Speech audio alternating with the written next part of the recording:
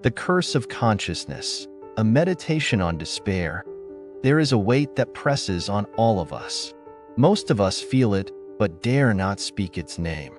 Some call it despair. Others call it futility. It is the weight of existence, the unbearable burden of being alive in a world where nothing has meaning. Life is a mistake, a cruel cosmic joke, one from which there is no escape. From the moment we are born, we are condemned to die. Every second of life is a slow march toward an inevitable end. Yet we fill these moments with distractions, with empty pursuits. We tell ourselves stories to keep going, stories of progress, achievement, love, hope. But deep down, we know the truth. None of this will save us from the void. And that void, that gaping chasm of non-existence, awaits us all. It is the only certainty we have. We fear it, but in our fear, we fail to recognize that the void is, in fact, our only salvation. To exist is to suffer. To be conscious is to be cursed. The mind, which allows us to reflect on our lives, also ensures that we are aware of the futility of it all. Why do we continue, then? Why do we persist in this absurd dance, knowing that every step takes us closer to annihilation? The answer is simple: habit.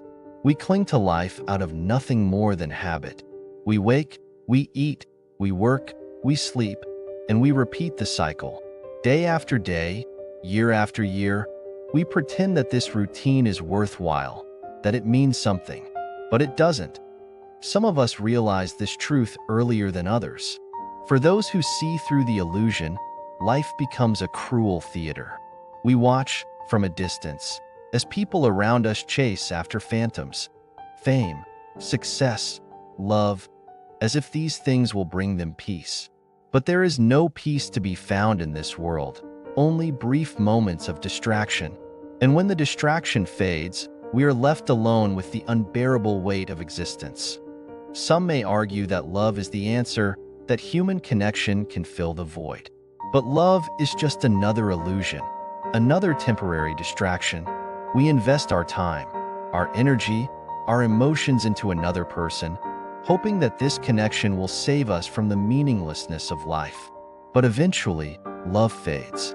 People change, or worse, they remain the same, and we grow tired of them. Love, like everything else, is impermanent. Hope is perhaps the greatest lie of all. It is the opium of the masses, a false promise that keeps us trudging forward despite the overwhelming evidence that life has no meaning. We are told to hope for a better tomorrow, for a brighter future. But tomorrow never comes, and the future is always just out of reach. Hope is a carrot dangling in front of us, leading us down a path that ultimately leads to nothing. So what are we to do in the face of such overwhelming despair? Some may turn to religion, seeking comfort in the idea of a higher power, of an afterlife where all our suffering will be justified. But this, too, is a delusion. There is no higher power, no grand design, no cosmic justice. We are alone in an indifferent universe, and when we die, we will return to the nothingness from whence we came. Others may turn to philosophy, searching for meaning in abstract ideas, in theories of existence and purpose. But philosophy, like religion, is just another distraction.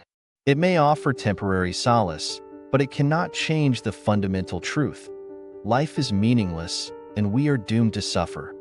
The only logical conclusion, then, is resignation. To accept the absurdity of existence and live in spite of it. To reject hope, to reject love, to reject the lie that anything matters. This is not a call to nihilism, but to a deeper form of pessimism, one that acknowledges the futility of life and chooses to carry on regardless. We are trapped in a world we did not choose, condemned to a life we did not ask for. But within this prison, we can find a kind of freedom. The freedom that comes from accepting the truth. The freedom to no longer care, to no longer pretend that anything has meaning. In this freedom, we can find a kind of peace, a peace that comes not from hope, but from the absence of hope. The world will continue to turn, indifferent to our suffering, indifferent to our existence. And one day, we will die, and the world will forget us. This is the fate that awaits us all. But until that day comes, we can choose to live as we see fit. We can reject the lies we've been told, and we can create our own meaning, even if that meaning is only temporary, even if it is only an illusion. In the end, life is nothing more than a series of distractions, a brief interlude between two voids. But within this brief interlude, we have the power to choose our distractions. We can choose to live in despair, or we can choose to live in defiance of it. The choice is ours, but make no mistake, this choice is not a solution. It will not save you from the burden of existence. It will not bring you happiness, or peace, or fulfillment, but it will bring you a kind of clarity. The clarity that comes from seeing the world as it truly is, stripped of all illusions. And in that clarity, perhaps, you will find something resembling freedom.